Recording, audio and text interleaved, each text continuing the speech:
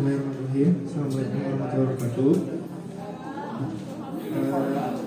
Untuk ibu-ibu dan bapak-bapak, mungkin di sini saya ingin perkenalkan diri ya.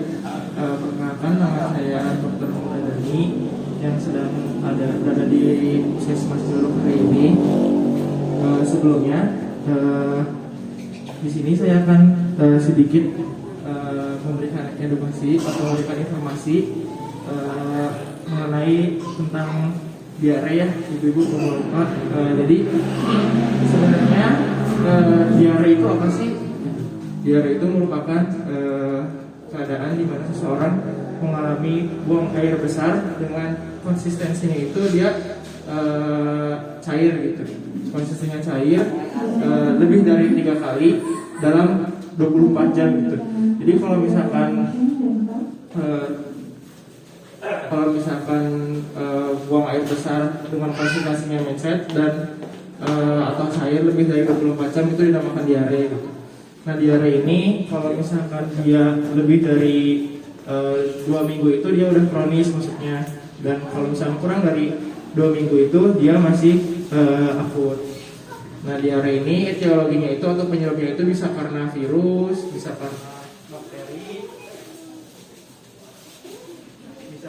bisa karena virus, bisa karena bakteri, bisa karena parasit, atau bisa karena cacing. Nah, semua penyebabnya ini biasanya itu ditimbulkan karena kita kurang baik,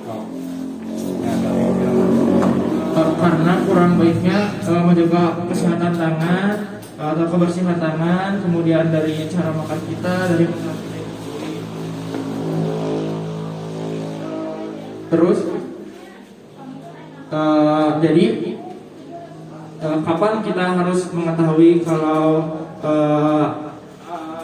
kita diare atau kapan balita anak kita diare gitu? Mulai asli ya.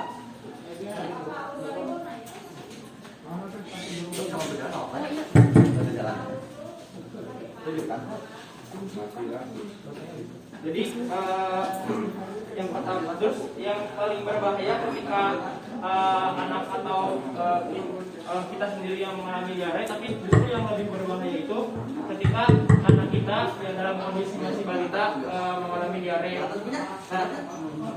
Yang paling berbahaya itu ketika anak kita atau balita itu sedang mengalami diare itu ketika ada tanda-tanda dari dehidrasi dan juga ada tanda-tanda dari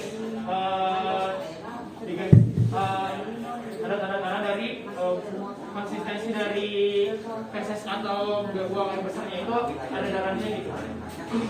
Nah, kalau misalkan balita atau anak kita sedang mengalami diare dengan konsistensi ada darahnya, itu lebih baik langsung kita bawa ke tempat puskesmas atau ke dokter atau ke pelayanan rumah sakit seperti itu.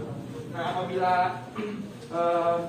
kemudian ada tanda-tanda dehidrasi itu ada apa gitu? Nah, jadi kalau misalkan bayi buang air besar, kalau misalkan bayi atau balita dia buang air besar dengan adanya tanda-tanda dehidrasi, biasanya yang pertama kita dilihat itu dari keadaannya. Biasanya kalau balita keadaannya itu biasa aja gitu ya, tidak ada penurunan kesadaran, itu berarti tanda-tanda dehidrasi.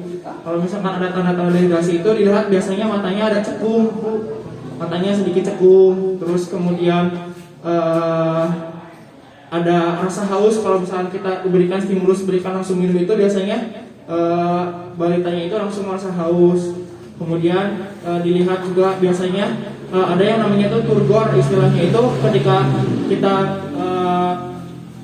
cukil kulitnya, kemudian dia kembali seperti semula, itu berarti dia tidak ada dehidrasi. Tapi kalau misalkan ketika kita ambil kulitnya kemudian melambat gitu Bu, berarti itu udah ada tanda-tanda dehidrasi. Terus kalau misalkan justru itu dehidrasi yang ringan sampai berat, ringan sampai sedang. Kalau misalkan dehidrasinya udah sampai berat itu biasanya justru balita atau anaknya ini terlihat sangat lemah sekali gitu. Bahkan ketika kita berikan stimulus untuk berikan minum pun anak itu sudah tidak ingin gitu, tidak mau minum lagi gitu.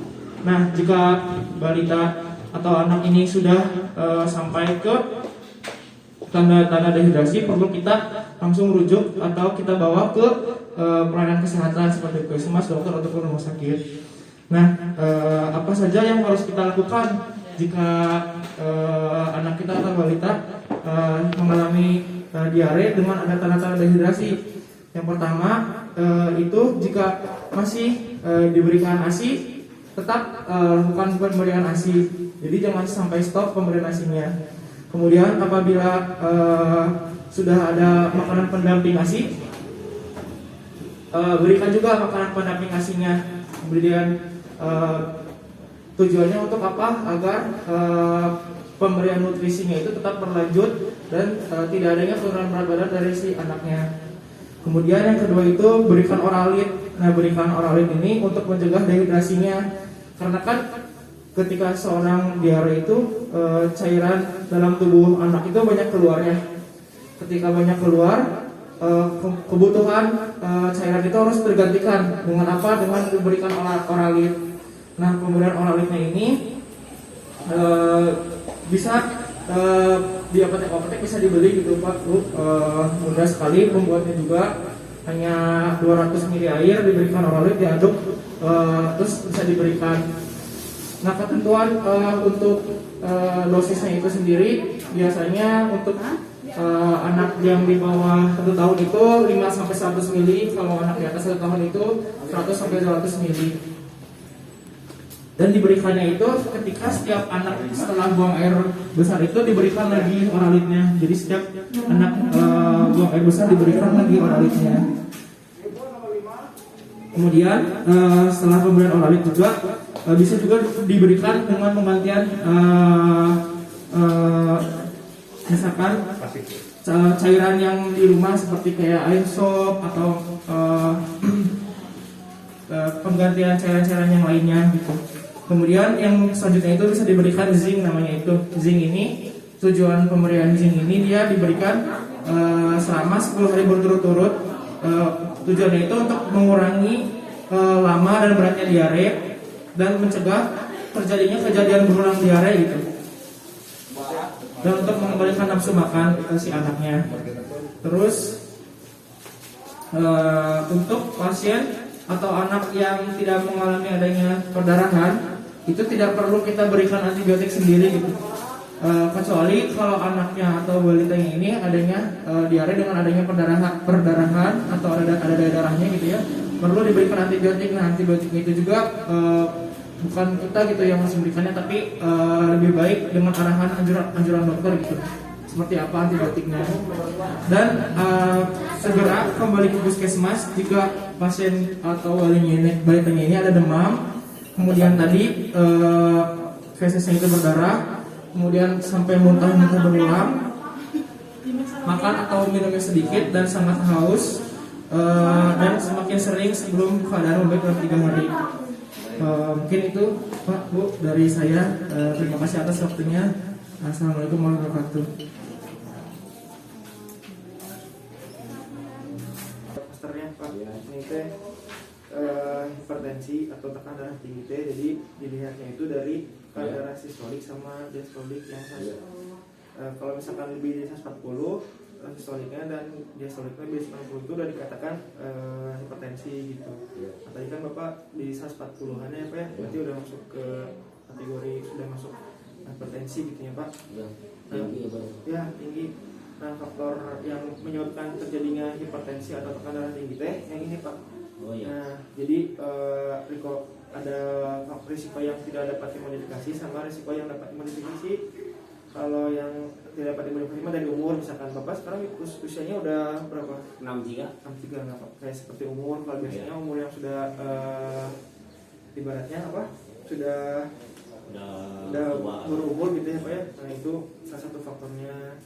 Terus genetik juga di keluarga juga ada yang seperti ada yang pernah darah tinggi di ada.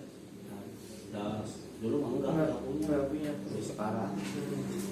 terus faktor yang dapat dideteksi kayak kegemukan, misalkan merokok tuh. Nah, merokok mah kemarin teh berarti udah 6 bulan tapi Udah kemarin selesai. nggak kelas.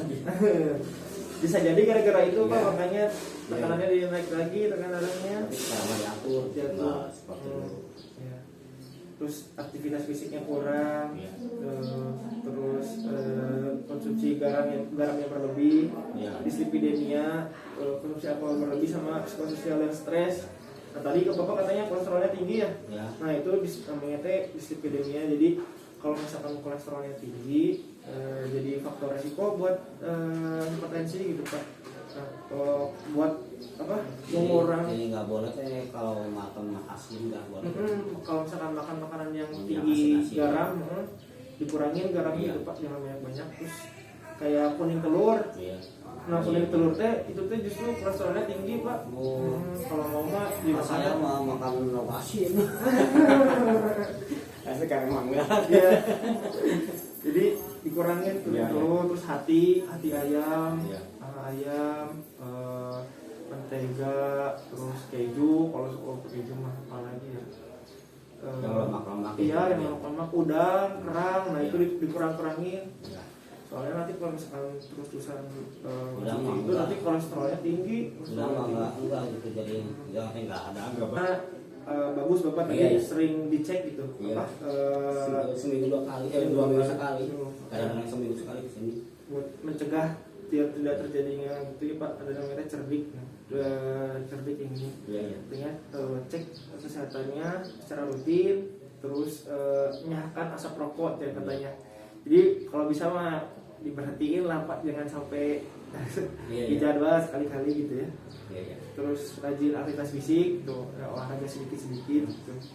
Terus diet seimbang, istirahat cukup, sama kalau stres jangan stres gitu. Iya. Ya paling utama kalau misalkan ternyata emang dari kolesterol mah ya mungkin si kolesterolnya apa harus diturunin, Iya. harus dikontrol gitu. Makan asin. Ya dokter ini sama ibu itu. Yang dua-dua.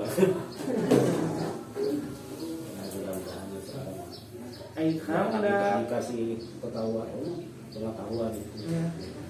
Sekarang ada nyeri kepala kok pusing. Enggak ada biasa. Jantung berdebar-debar gitu sakit itu nggak ada. Nah, jantung mah ada yang dokter itu kadang-kadang obat keluar, obat warung dokter. Ya furosamin di sini kan ada di apotek anu. Kalau misalkan nanti nggak karena darahnya nggak kontrol gitu ya Iya. Pak, nanti bisa ke jantung, Iya. bisa jadi stroke min amit gitu ya Pak, ke ginjal bisa, nanti ke saraf juga bisa, Iya. gitu. Bahayanya tuh gitu kalau misalkan hipertensi jadi ini.